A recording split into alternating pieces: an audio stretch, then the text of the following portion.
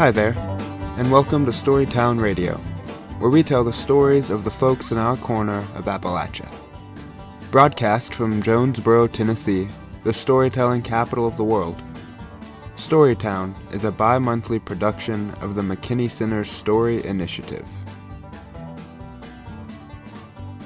This week, listen to Voices from the Archive, which shares recordings of people telling their own stories.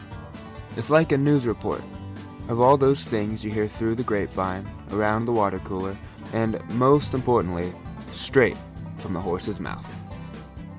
From ghost encounters to apple butter, you could learn just about anything from the people here in Northeast Tennessee. So stick around and listen in as they tell the stories of their lives. And my sister and I came on a tourist visa, and we thought it was I never questioned it, but Maria always says, didn't you think it was strange that Mother packed sheets and towels in our bag when we were going on vacation? And it never occurred to me. Never occurred to me. This is Irene Mitchell. You're about to hear a story from her that she told to Kim Blaine in 2022. You'll get to hear some of the back and forth of their conversation throughout the story. Irene lives in Washington County, Tennessee. She taught Spanish, her native language, here, and she met her husband, Sam, at University High School in Johnson City. But this story is from earlier in her life. It's what she calls the Cuba story. Today is part 1, and it begins in a neighborhood in Havana.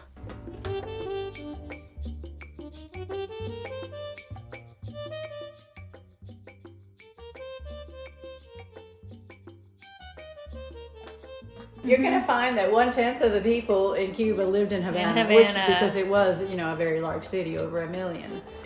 And we lived in Havana, and I remember a lot. I remember the school we went to. I remember our neighborhood. I remember going to the beach a lot because we spent a lot of time at the beach in the summertime when we were not in school. But I do remember toward the end when things started getting bad. There were things like the rebels, Castro's rebels, had come down from the mountains and fought their way into the city. So now it seems like militia on your street. So now there's militia on the street. I remember there was a bomb blast one time that was very close to us in the middle of the night, and it blew all the glass out of the windows in the house. And I remember my brother going around, stay in bed, don't move, because there was glass all over the bed. And he carefully lifted me and my sister. My brother was about 9 years older than we were. Mom and Dad had, kind of 2 sets of children. My sister and my oldest sister and my brother, both of whom are deceased now. And then my sister and I were 10 years later. So you came in pairs. Yeah. Well, there was a little girl in the middle that died of a brain tumor when she was 3. And I never met her because she was before me. Okay. But anyway, he said he would just lift us out of the bed carefully, making sure that we didn't get punctured with glass. And also times when there would be shooting out in the street. And, Dad would say, stay below the windows, go to the back of the house. So they brought you here. They actually didn't bring us here. They sent us here in 1960 because they were taking children out of the schools and taking them to the agricultural camps to work like a month at a time, 2 months at a time, and then taking them back. And I was 10 years old, and when my parents and my aunts and uncles and everybody that had children our age saw that, they said, we're not going to have our children taken out and put in the work camps. And then my dad, who was very apolitical, he was not a political person at all,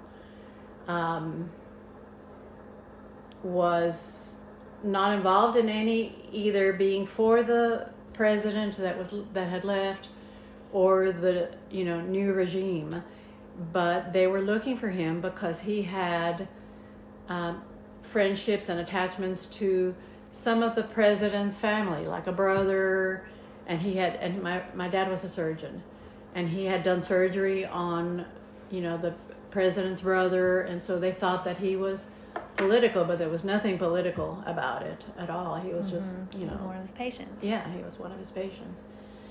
Probably besides the fact that they were taking children and putting them in the agricultural camps, one time my sister and I answered the door, even though Mom and Dad had said don't answer the door. But we were expecting our favorite aunt and uncle to come over. And the doorbell rang, and my sister and I ran to the door, and here are two militiamen with machine guns pointed at us, saying, "Where's the so-and-so of your father?" And they were looking for him, like I said, because they thought he was politically involved with the previous regime, but he wasn't. Gosh. And he wasn't home. And he wasn't home right then. Thankfully. Thank goodness. Yeah. Thank goodness. And they said, okay, that's it. We've got to do something. Hopefully this won't last. We'll send the children first and we'll see what happens. And Mom and Dad stayed behind. And the reason they chose to do that is because nobody in Cuba thought Fidel Castro would last. They said, this is insane. Cubans are not going to put up with this. They're not going to put up with the restrictions on their freedom. They're not going to put up with their churches being closed. And this won't last but, 6 months, a year, maybe a year and a half, 2 years at the most. And here it is. 63 years later? Yeah. Yeah, I don't remember when he took over, but 59.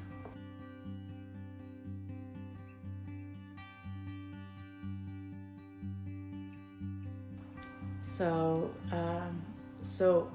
my mother and her sisters all sent the children to the United States, and we lived with an aunt and an uncle that at the time you couldn't take any money. Nothing of value could be taken out of Cuba. But this aunt and uncle had a business in Brazil, so they had a little money outside of Cuba that they could use. And she had 8 children. oh my gosh. And there were actually, we're 23 first cousins on my mother's side.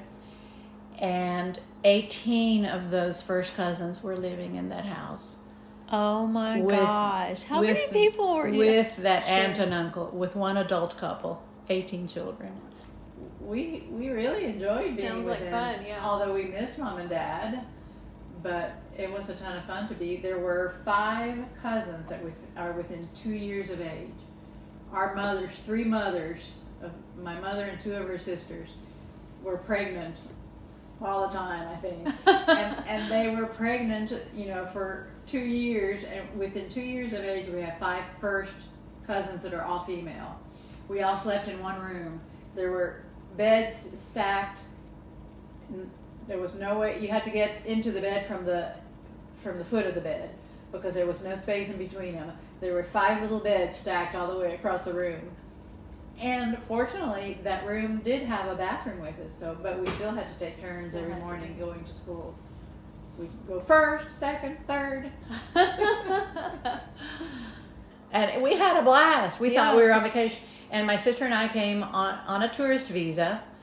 And we thought it was, I never questioned it, but Maria always says, didn't you think it was strange that Mother packed sheets and towels in our bag when we were going on vacation? And it never occurred to me. Never occurred to me. And so we stayed with them until Mom and Dad were able, finally, Mom and Dad said, this is apparently going to continue. And things were getting worse. They were confiscating personal and private property, and things were starting to get bad as far as supplies not being available, food not being available. And they said, this is apparently not going to end anytime soon. So it was. We came in June, and they didn't, and they came in November. So, how many months is that? July, August, September, October, 5 months.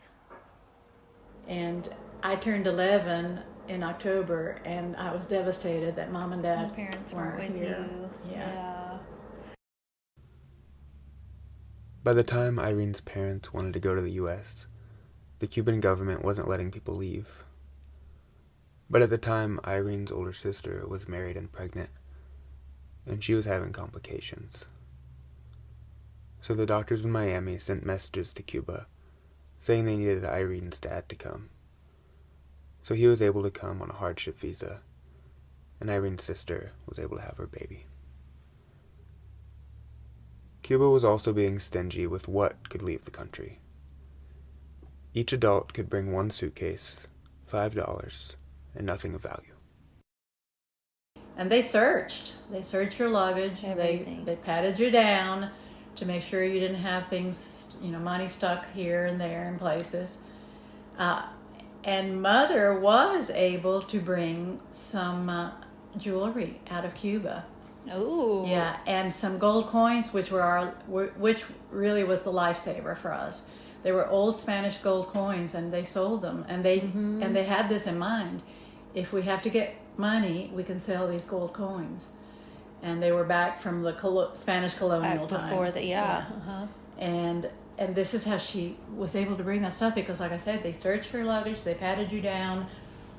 She took the Pond's cream, jar of Pond's cream, took the cream out of it, put 2 or 3 coins at the bottom, put the cream back on top, jar of Noxzema, took the Noxzema out, put some of her 2 or 3 little pieces of jewelry in there, put the cream back in.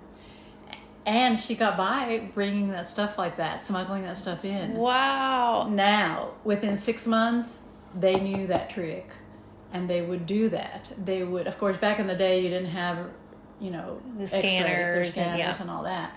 So they would dip that cream out of the jars or feel down in there and make sure that stuff wasn't being smuggled. Wow. They would rip out linings of coats, because it was well known that people stuck stuff in the lining of a coat and then sewed it back up. Usually that's the way they tried to smuggle money. Oh, wow. But yeah, those were some lean times. A lot of people that came from Cuba, they were not, Castro knew not to let them get their, paperwork from the University of Havana or whatever other university they went to in Cuba. They could not get their certifications to prove that. For example, my brother-in-law was a lawyer. He had graduated with a law degree from the University of Havana. He was waiting tables and washing dishes at restaurants. And when he came here, he couldn't get his license. Because he couldn't prove that he had a license. Because they just withhold it. Oh yeah, they wouldn't send it. They won't show it. They would not send it. Thankfully, Dad had, going to medical conferences and stuff. A lot of them were held in the United States. Many of them were held in Miami. So he had some good friends in the medical profession. And he was lucky because my dad graduated from the University of Paris with his medical degree. He could get his certification and his diploma and prove that he was actually that. And very quickly, I remember he found a little house for us to live in. And in Miami? In Miami. Okay. Yeah. And we were in Miami for about a year. He bought himself a little broken down Falcon. And when his visas expired, then we were, we had been legal up to then. At that point, an expired visa means you're illegal. Yeah. Guess what we did? He piled all 4 of us into that broken down Falcon, drove to Canada from, I guess this was from Miami. Drove to Canada because they had heard that the Canadian Embassy was granting visas, residential visas, to come to the United States. They hadn't met their quota for that year. So they were granting residential visas to come to the United States to live. So we went to Canada, got our green card, our residential visas, and so we could stay legal. Yeah. So we could stay legal, and drove back. The official point of entry for me as a Cuban was Detroit. Oh, wow. on my residential visa. Detroit. Then after 5 years as a resident, that's when you can become a citizen. Yeah. So they lived in Miami while Irene's dad worked as a general practitioner. But he was a urologist and wanted to get back into his specialty. So he kept his eye out and found out about a job in New Mexico. When they got there, he wasn't happy with some of the things he had to do there. That's actually good because apparently it gets really cold there, and Irene did not like that. So he kept looking again and found an opening for a urologist at the VA in Johnson City. He interviewed, and as soon as school was out in June, we piled into that broken down Falcon and drove back to Tennessee. He still had the Falcon. So Irene and her family were living in Johnson City when they hit that 5-year mark. It was time to get their citizenship. When we became citizens, we went to Greenville, the courthouse in Greenville, because it has to be a federal courthouse. Oh, okay. And, even to, I guess I was 15 then, or maybe 16, even to a 15-year-old, the importance and the gravity and the permanence of saying, I renounce, Your country. hits you right here. Yeah. Because you have to say those words. I renounce my country of birth, what I've known all my life. Wow, yeah. I renounce my flag. And this is why it offends me when people dishonor the American flag, because it's so important to me that this country took us in. And I do love this country, and it's not perfect. No. But that offends me. But nobody cares about my being offended.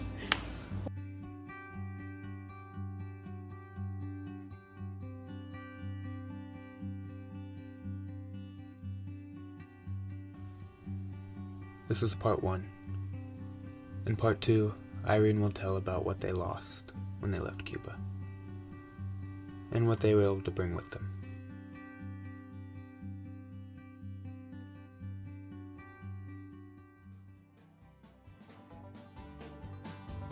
Well, that was StoryTown Radio.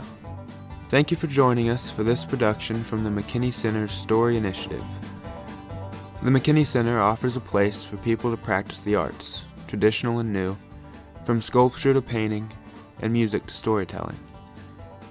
The people here believe stories connect people to each other. So the Story Initiative sets out to collect, archive, and share the stories of the region. StoryTown Radio is one way these stories get told. Thank you to the generous sponsors who help make Storytown happen. The Tennessee Arts Commission, Trivia with Buds, the Silver Raven, Mountain Empire Cremation and Burial Services, and the Wild Women of Jonesborough. Just be sure to keep both ears open for all the stories you could hear around town.